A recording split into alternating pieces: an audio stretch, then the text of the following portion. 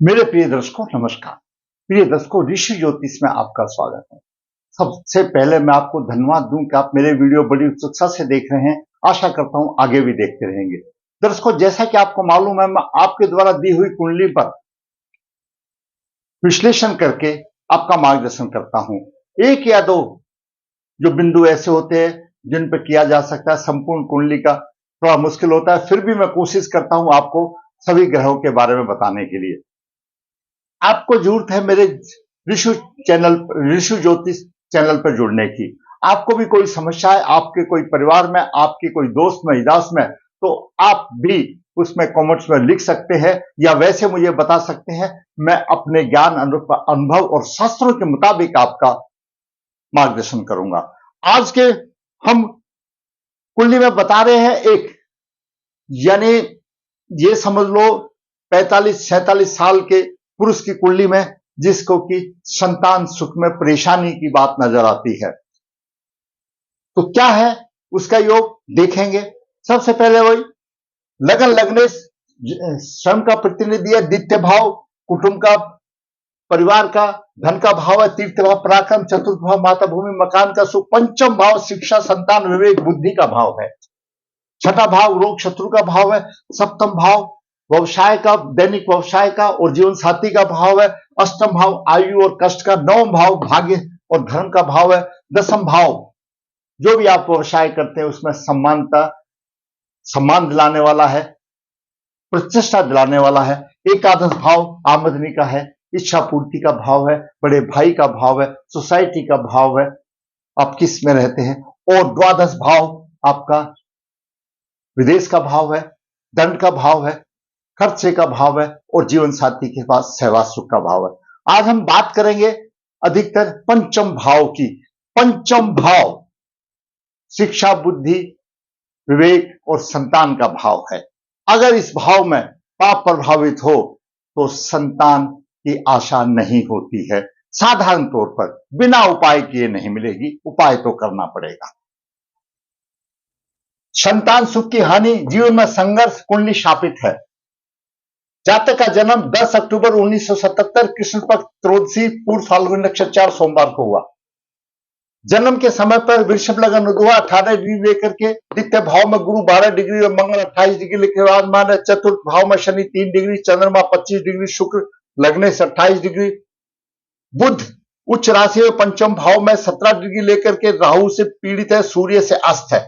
बुध पर राहु का भी प्रभाव है, सूर्य का भी प्रभाव है। सूर्य चतुर्थ भाव का स्वामी है और राहु पृथ्वीजनक कारक बन रहा है। यहां पर सूर्य चतुर्थ भाव का स्वामी बना और मंगल द्वादश भाव का स्वामी, मंगल का भी प्रभाव है। इस प्रकार बुध के ऊपर मंगल का भी प्रभाव है, राहु का भी प्रभाव है और सूर्य ने अस्त कर दिया, सारा ही प्रभाव आ गया। बचा क्या? एकादश भाव में केतु मीन राशि में है। सभी समस्त 7 ग्रह 3 भावों में है। सूल योग होता है। सूल योग वैसे ही परेशानी वाला बात होता है,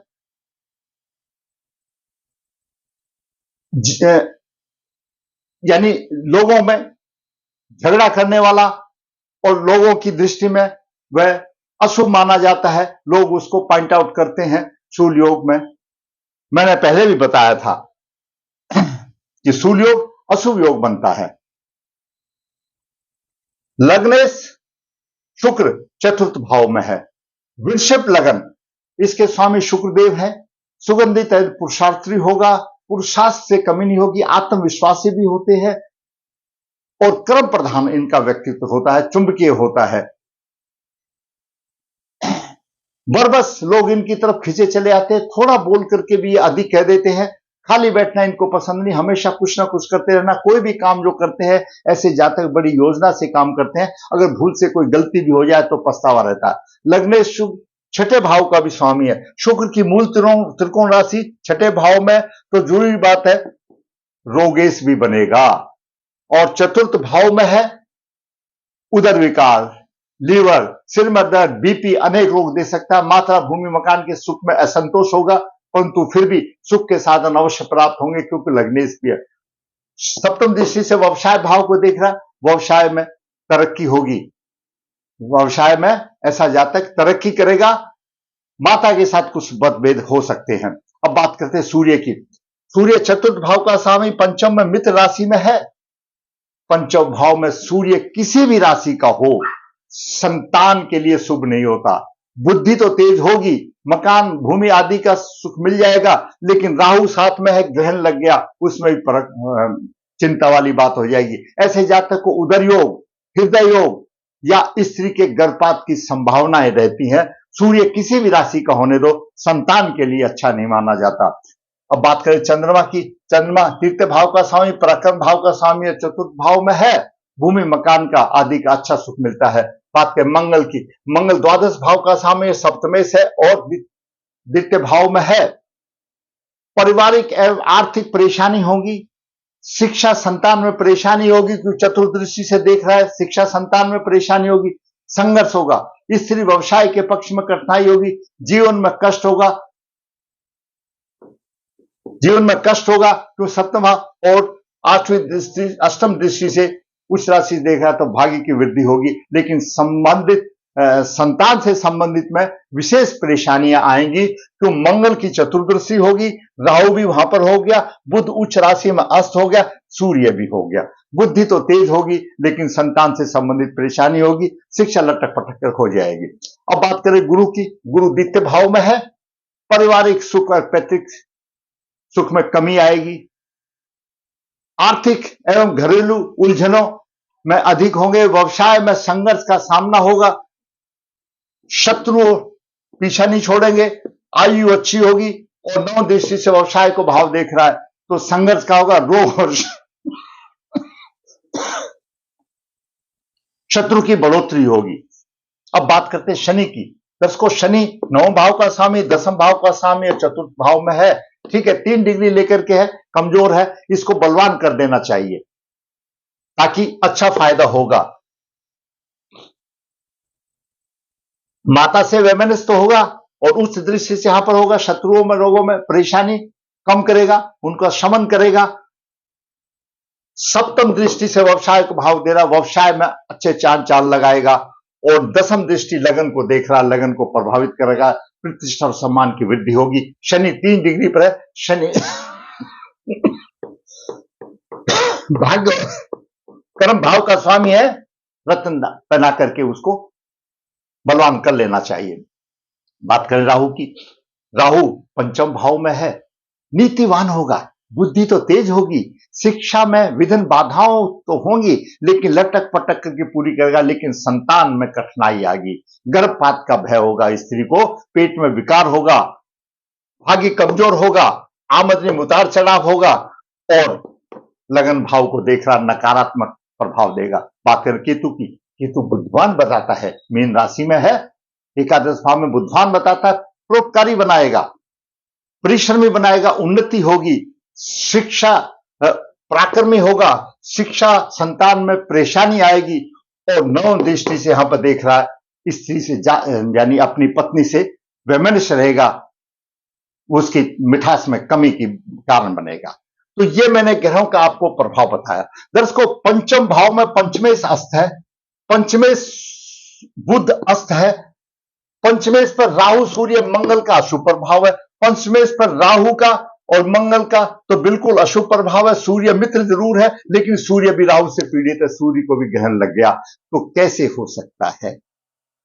गुरु की महादशा चल रही है 2021 से 37 तक है। आद्रा नक्षत्र में गुरु भी अशुभ फलदाता है। इससे पहले राहु की दशा चल रही थी जो कि 18 साल थी, तो जातक को संतान संबंधित परेशानी आई।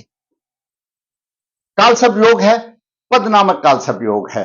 ऐसे कालसर्प योग संतान, शिक्षा में परेशानी, गुप्त शत्रु, अपयश, जीवन साथी विश्वास पात्र नहीं, लाभ में रुकावट, मन में चिंता और भय और संघर्ष में जीवन होता है। ऐसे जातक का कालसर्प हो गया। राहु और सूर्य की युति ग्रहण योग लग गया, बुध और राहु को जड़त्व योग बन गया, मंगल का इस पर राहु पर प्रभाव है, कुंडली शापित बन गई। अब जो भी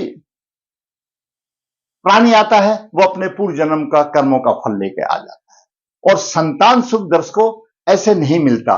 संतान सुख आपने पिछले जन्म में चाहे किसी की भी सेवा की हो, चाहे गाय की हो, कुत्ते की हो, चाहे किसी की हो, मनुष्य की हो, वही आपकी संतान बनकर के जन्म लेता है, वही सेवा करता है।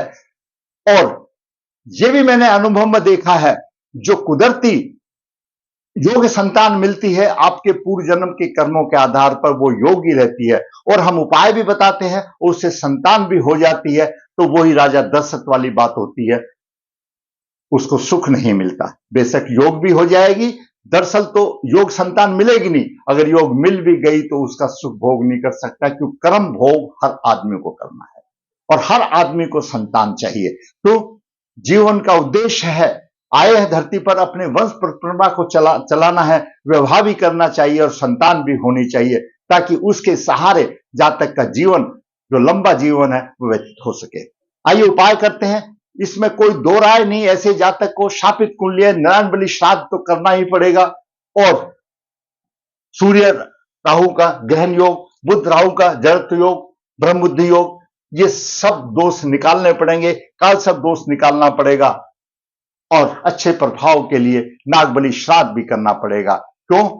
पंचमेश पर राहु का प्रभाव है, शर्त दोष बन जाता है। तो नारायण बलि के साथ साथ नाग बलि अवश्य करना पड़ेगा, और करके देखो, भगवान सबकी झोली भरता है, सिर्फ श्रद्धा से करना है। दोस्तों, इस छोटे से वीडियो में मैंने सिर्फ एक ही पॉइंट लिया, संतान सुख में कमी, तो मैंने आपको बताया आज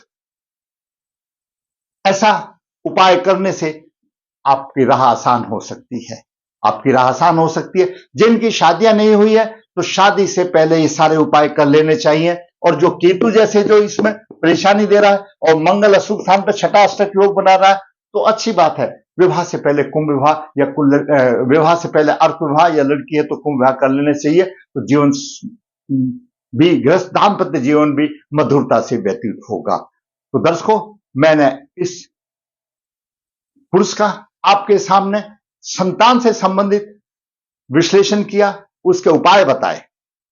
मैं हमेशा बताता हूं, ऋषि ज्योति नर्मदा जी के तट के नजदीक है, यहां पर काल सर्पदोष पितृदोष की पूजाएं की जाती हैं। जो इच्छुक है संपर्क कर सकता है। ऋषि ज्योति हाथ से पत्रिका लिखता है, जो इच्छुक है निचोड़ देता है। ऋषि ज्योति कन्या भाव के लिए बिना किसी शुल्क के आपके पास भेजता है, राहसान के लिए इस फायदा उठा सकता है। ऋषि ज्योति आपके द्वारा दी गई परेशानियों का वीडियो बना करके आपका मार्गदर्शन करता है। जरूरत है ऋषि ज्योतिष पर जुड़ने की। तो कहूंगा दर्शकों, अगर मेरा वीडियो अच्छा लगा तो आप लाइक करें, शेयर करें, और जिसने मेरा चैनल सब्सक्राइब किया, सब्सक्राइब करें। और आपको जो भी प्रॉब्लम है आप मुझे बताइए, मैं अपने ज्ञान, अपने अनुभव और शास्त्रों के अनुसार आपका मार्गदर्शन करने की कोशिश करूंगा। धन्यवाद।